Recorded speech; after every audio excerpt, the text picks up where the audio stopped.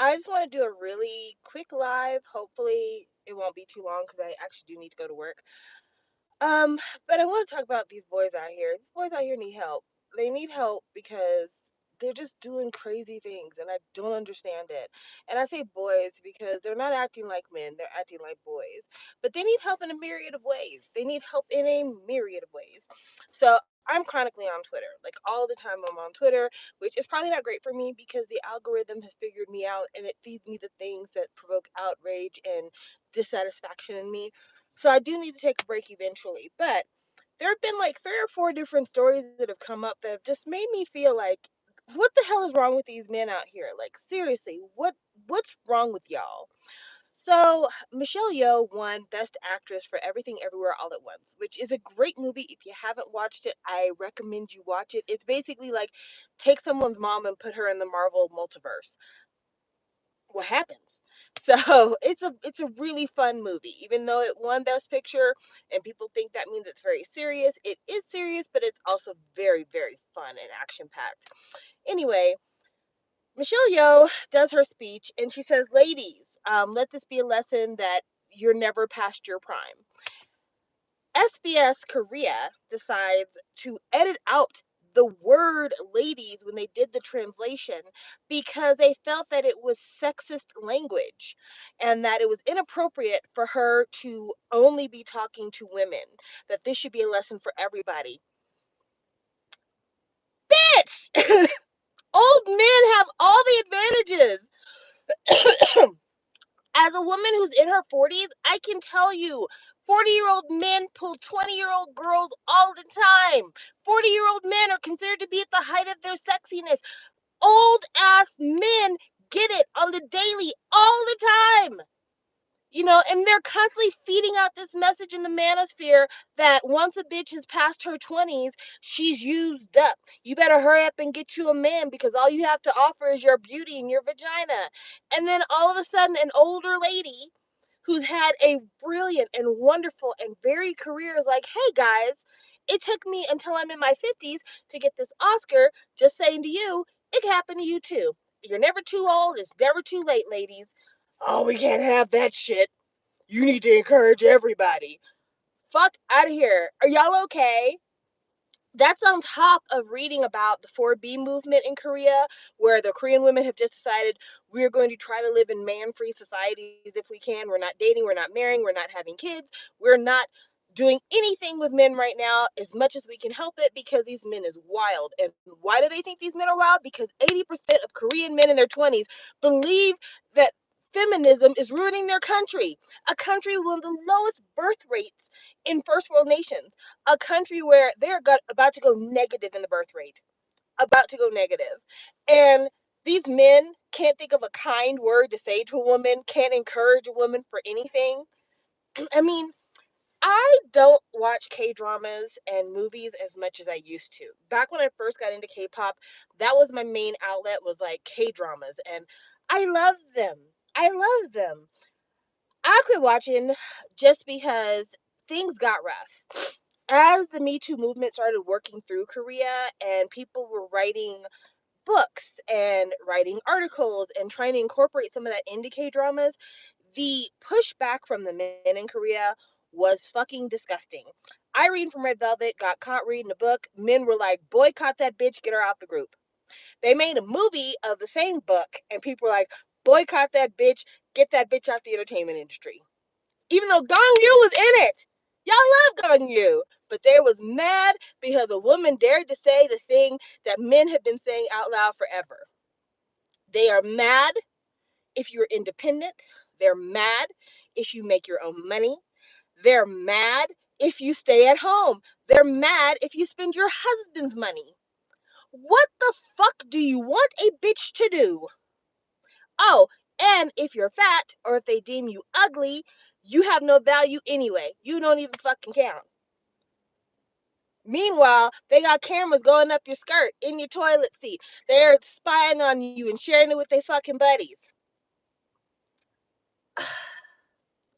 When I tell you there's something wrong with these men out here, there is something fucking wrong with these men. I don't know what the problem is, but these boys need help. But they can't even get help because a therapist on Twitter said she had decided, as a black woman, she had decided she was no longer going to be taking on male clients because she had had issues with male clients. Do you know what the reaction of fucking Stranger Man on Twitter was? To try to get this woman fired, levy death threats against her, ruin her Yelp reviews, ruin her Google reviews, do everything they could except show up to this woman's house and slit her throat. Everything else they attempted. And then they wonder why she would not want to deal with men at all. Any man. This is on top of people responding to her tweet about her not wanting to help men and say that there are morgues that will not hire men. Morgues. Think about that for a second. Dead women are not safe around a live man. That's fucking disgusting. And that's the world we live in. Yikes. Big yikes. Man, it's so enraging and it fuels so much fire in me.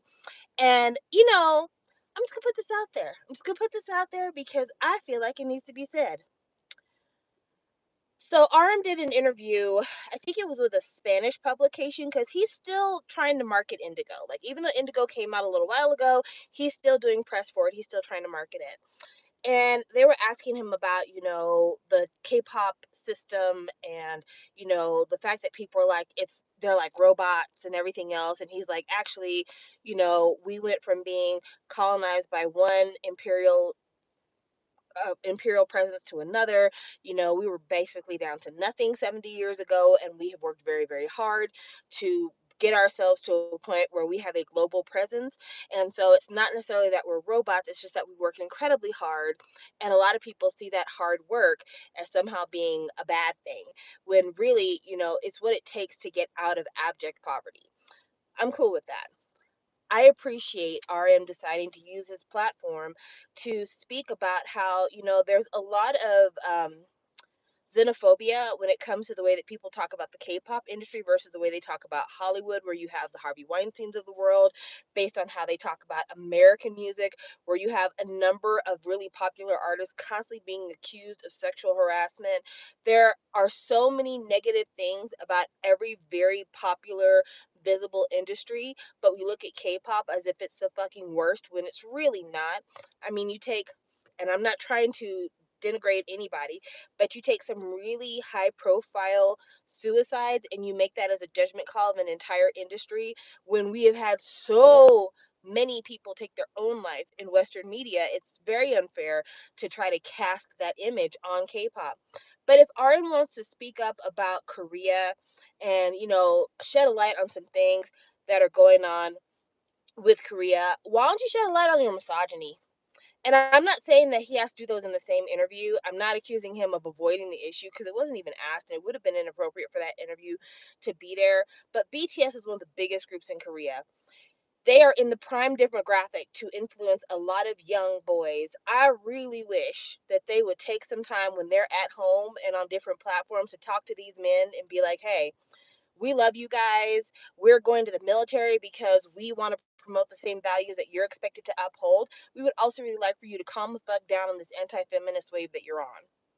Because I don't know that any other group could say it without any kind of backlash. I feel like if BTS says it, I don't believe that all of Korea is going to turn around and be like, oh my gosh, boycott BTS. We don't want them. They're the shame of the country. That's not going to happen. They really, truly are one of the only groups who could have that conversation, put it out there, and try to encourage people to do better.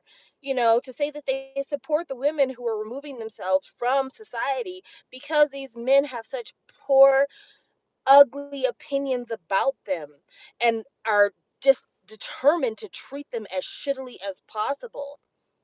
But they're not gonna. They're not gonna, for the same reason that they're going to the military. They're not gonna say that either because it's what they actually believe, or because they are trying to fit in with everybody else.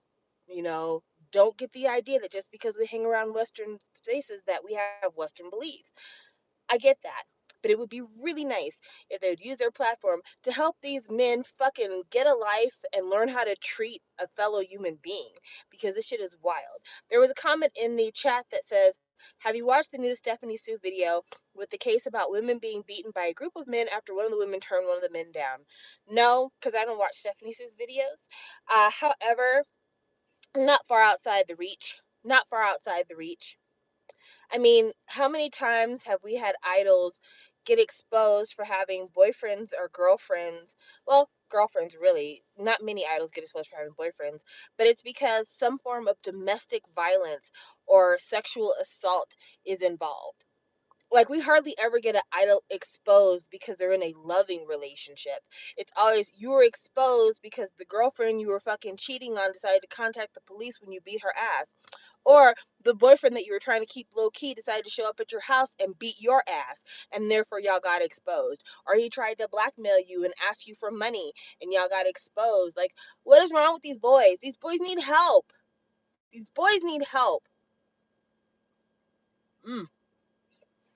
The whole thing that got me to even get on live to talk about it is because, as much as I think the men in South Korea need help, American men need help too. Old ass Tyrese, and I say old ass Tyrese because Tyrese is older than me. Not by much, but Tyrese is older than me. Old ass Tyrese, who sang "Sweet Lady, Would You Be Mine." The same songwriters who wrote that song also wrote a lot of songs for SM, so it is adjacent to K-pop, but not really. He's on Sway in the Morning talking about how he was upset because his ex-wife came to the house that they used to live in that he got in the divorce, came to the house, dropped off his daughter, and left, but didn't look at the house with longing for all of the beautiful memories they shared in that house. He was offended by that.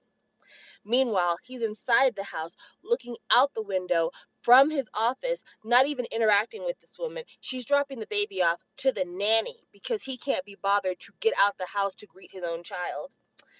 And he's upset because she doesn't look longingly at the house, at all the memories they made, and all the beautiful investment of emotion and attention and love that went into this house. A man who is no longer married to a woman is mad because she's not continuing to invest emotions into something that he thought was valuable enough to make sure he got in the divorce. Eat my whole ass. Eat my entire ass. Why would I look back at this house with any kind of longing or misty eyes or any other shit just to satisfy this fantasy you've created about how I should be feeling about this house, when probably I'm gleeful to get the fuck away from this house because this house had you in it. And this house had the memories of the reason why I divorced your ass in the first place. Why would I look at this house with anything other than, let me get the fuck up out of here? Why would I look at this as anything other than misery personified? Misery made solid. Of course, I don't give a fuck about this damn house. That's why I let you have it in the divorce. Because I don't want any of us to remain in my everyday besides this child. Men, they're so, ugh. Men. Gross. Gross. Fucking gross. So, I just want to say that because I just really, ugh. EVC said, I remember rapper T.I. saying he brings his daughter to the gynecologist to see if she's still a virgin. He didn't say that about his son, though. How fucking creepy for a man to talk to a daughter and say, not only do I think that your value is in whether or not your hymen is intact, but because I don't trust the words you say when you tell me I haven't slept with anybody, I'm going to take you to a doctor and have them perform an intimately intrusive procedure just to verify the thing that you probably already told me, which is that you haven't been with anybody. I would break my hymen on purpose. I would go to my room and I would break it on purpose. I would walk out with a blood-stained device and say, no need to go to the doctor anymore. I took care of that, because I'm an asshole. So I would do shit like that. It is What is wrong with these men? I just read an Am I the Asshole with this guy who's like, yeah, I'm 43 years old and I'm married to a 21-year-old woman. We've been married for 3 years. My daughter is 21 and she was trying to get me and my wife to break up. So I told her, I wish you had never born and I want nothing to do with her.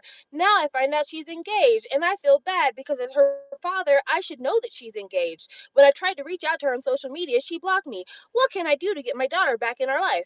I don't know, start 3 years ago when you decided to say that you wish she was never born and that you wanted nothing to do with her, or start earlier than that when you were looking at her friends as potential romantic partners. You fucking creep. Like, seriously, what the fuck is wrong with these dudes out here? Are y'all are not okay. Y'all are not okay. It is disgusting. It is high key disgusting. It is disgusting to think that you could be a teenager and you got to look at your cast of friends and be like, hey, let's only come over to my house when my dad is gone because he's going to be looking.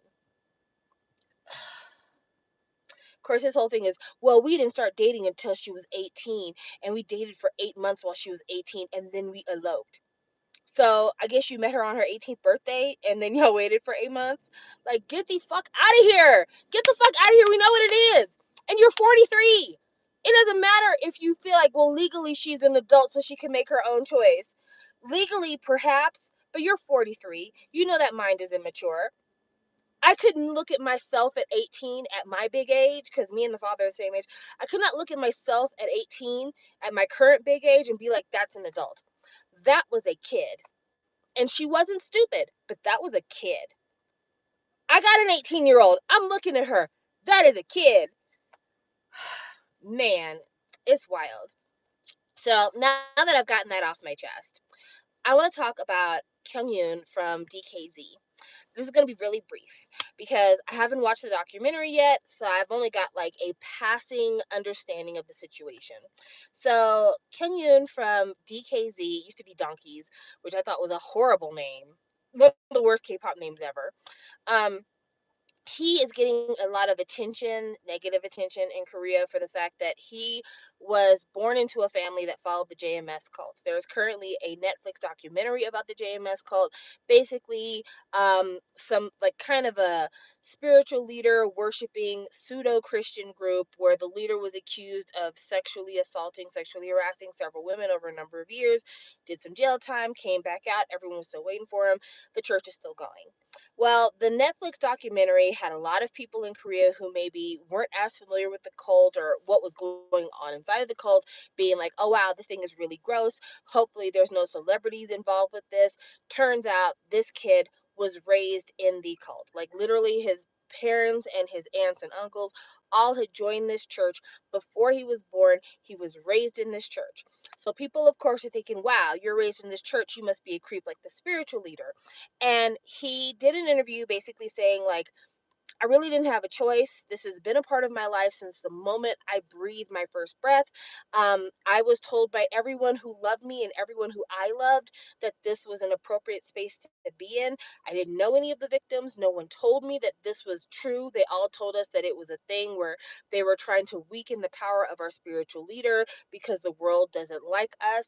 And so I grew up believing the truths that I thought my parents and my aunts and my uncles were telling me. Once I found out that things were different, I left the church, but I know a lot of people aren't going to trust me because maybe they're going to say I'm doing this because I want to be popular, I want to be, an idol, actor, whatever else. And people are still giving him a lot of grief. And I have to say, I sympathize with this kid. I grew up in church, kind of. So, as a Black person from the South, church was always a thing. You always went to vacation Bible study. You always went to church when you'd visit your grandparents. They took you every Sunday so everybody could look at you and say, oh, you're so big. I haven't seen you in so long. Do you remember me? Pinch your cheeks, give you a lifesaver while you're sitting in the pews, sing the songs. And growing up, I never had anybody tell me that church was bad growing up. Like all the people around me did the same things. So no one was like, why do you go to church on Sunday? Why do you sing these songs? Why do you dress a certain way? That just wasn't an issue. It really wasn't until I got to college and I started to kind of read stories about how pastors took advantage of parishioners. And I started doing a lot more of that kind of investigation when I realized, A formal church organization is not for me. I still have a belief system that tells me that, being a Christian is what I am. However, I don't do organized religion anymore. And it took a lot to go against everything that everyone who I deeply care for said was the right thing to do. Like, my mom was already out of the church for a really long time, but like, my grandmother, who I love, my aunts and uncles, and my other grandmother, and my great grandparents, all of them were big churchgoers. And these are all people I love, people I trust, people I would give my life for, and people that I believe would do the same thing for me. And to say this system that you're involved in is corrupt and I'm not going to be involved in it, and then being like, well, I'm still here. I still believe in this. It's really, really tough. So it becomes something where you don't talk about it, and it becomes kind of a silent agreement that we'll all just live our own lives.